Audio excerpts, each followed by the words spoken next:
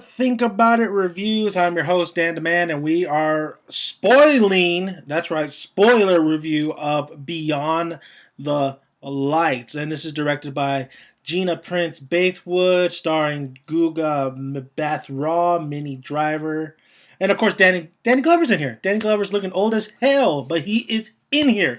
Now this Gina, what she did, one of the movies, one of my favorite movies she directed. She wrote Love and Basketball. Love and Basketball really became such a cult classic because I see a lot of people with the shirt, and they I think pretty much they just love that movie. I love that movie. I thought it was a great film. This film, however, not so great. Let's just get right into it. Basically, what this is about: girl's a superstar. Girl, though, thinks this is not the life she wanted.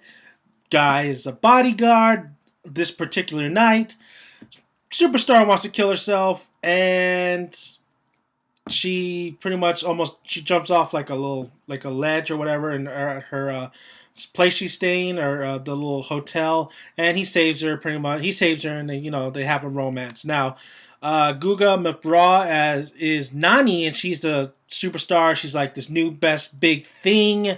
She's like this R&B chick, but she's British. She's from England. She's just trying to sell her sex appeal more often. You know how all these women now if you look at the hip hop game, you see rappers with this next best thing. You can say Tanashi. I think Janae Cole.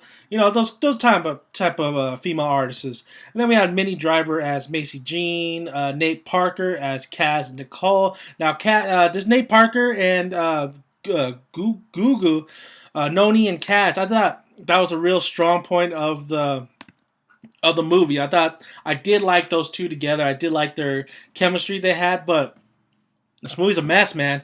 I knew it was a mess. I knew it was gonna be bad when, the first kind of like opening, when we first see the film starting, you just see these tilted angles. The direction was just horrible in this movie. I'm sorry, she did a bad job directing this movie. The camera was either too close in, it was always focused like right here, like way too close. You just wanted her like to step away with the camera. So her commanding the camera operator or whatever, the direction was just not really great. And then there was this one shot during the film when they leave. I'm assuming you guys seen the movie, so they leave and they're at his favorite place. He takes Nani. He wants to pretty much talk to her and stuff. And they're in the van, and they're at this airport. And he likes to watch the planes go by, even though he doesn't like being in a plane or has never been on a plane. And they have a conversation. They start really hitting it off. Then she takes him back to her place that's going to be her place. It's nearly finished, and there's this one shot where he kisses her, or they kiss, and he's gonna leave. He says, "I gotta go," and you see him turn. We see him turn, and he's going down the stairs. But then it goes back, and he does it like in a different angle, and he does it again. So the editing was horrific. I couldn't believe that was in the film. I was like, "Are you serious?" I mean, you could. It was so just like, who the hell? It was so bad. It wasn't even like cut to where like you could see, where he's going down the stairs, and the next you could have that next angle, but you could see him just walking downstairs. It was like it was like lag time or something. I just thought that was ridiculous that was in the film. But the film was just like, there was really a lot of things too where it was contradicting itself. He was telling her that he didn't think he could live the lifestyle that she was living, but he wanted to be a politician. This the Kaz, the main protagonist, Kaz, he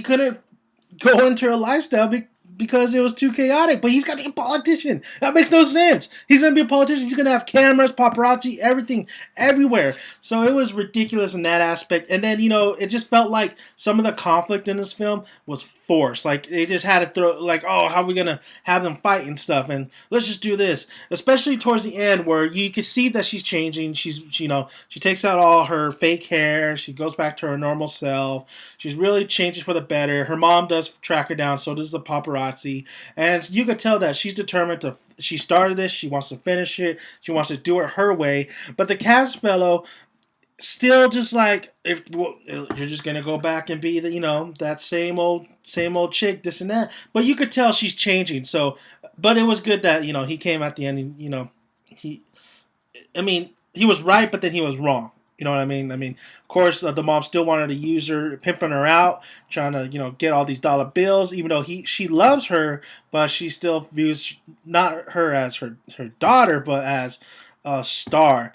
And of course, Nani has as a momager, and there was another. There's just so there's it just felt. This film felt too long too. I just felt just kind of bored towards a little bit of it. It just felt too long. By all means, though, I did not hate this film. I thought it was an okay film. It's a very forgettable film. I did love the music that was in there, even the fake music.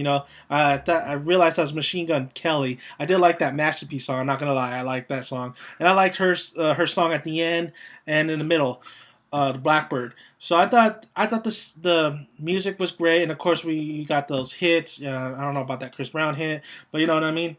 You got a lot of great music in this film. It did really capture kind of like the hip hop lifestyle, a little bit of it. I did like the themes that were. It was there were great ideas in this film. It just wasn't put together right. It just didn't wasn't executed right.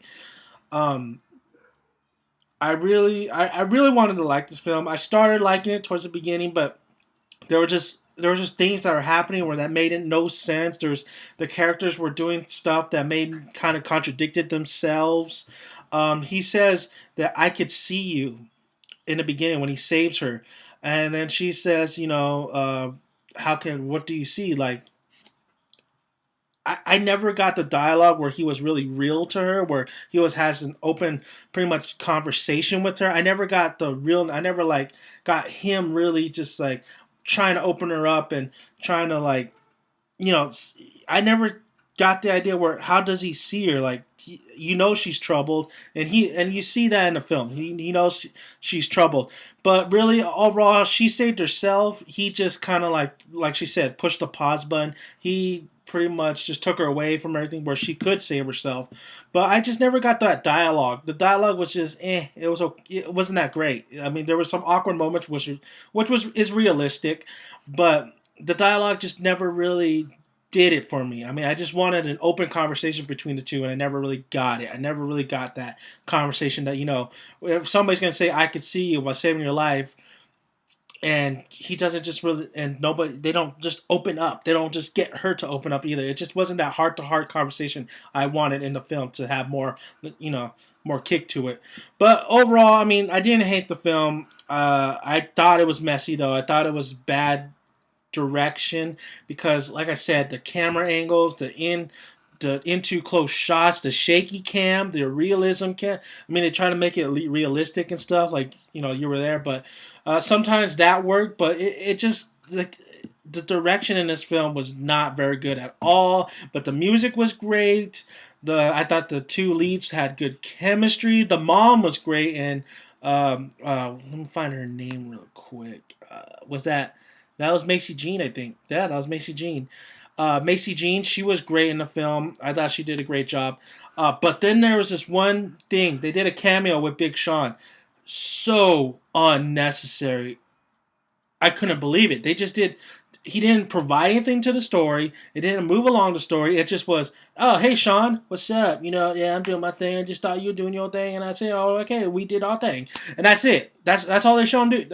That whole like minute or 2 minutes of them just introducing Big Sean just as a cameo, it didn't do anything. It was so unnecessary. Just to say, hey, we got Big Sean up in here. If you think we had Machine Gun Kelly. At least Machine Gun Kelly actually did something in the film. I actually liked him in the film. I thought he was just a big. At first, I didn't really hate him, but then when he started doing his thing at the stage, it was alpha against alpha, basically. He felt disrespected. I thought Machine Gun Kelly's part was actually really done. That's how you do a little cameo or whatever. You get him into the story. If you're going to have a star and stuff or a rapper, include him in the story. So Big Sean's cameo was just unnecessary. Did not like that at all. So, like I said, a mess there's a lot of things that was messed up. Oh, what let me talk about. Dan Glover's old. Okay, Dan Glover's really old. Dan Glover's okay now. He has that voice though that's like it's like scraping a chalkboard or something. But okay, off track here. It's an okay movie. It's a forgettable movie. It's an okay movie. It's definitely not as good as Love and Basketball. It's some places are messy, some places are contradicting, some shots are just bad.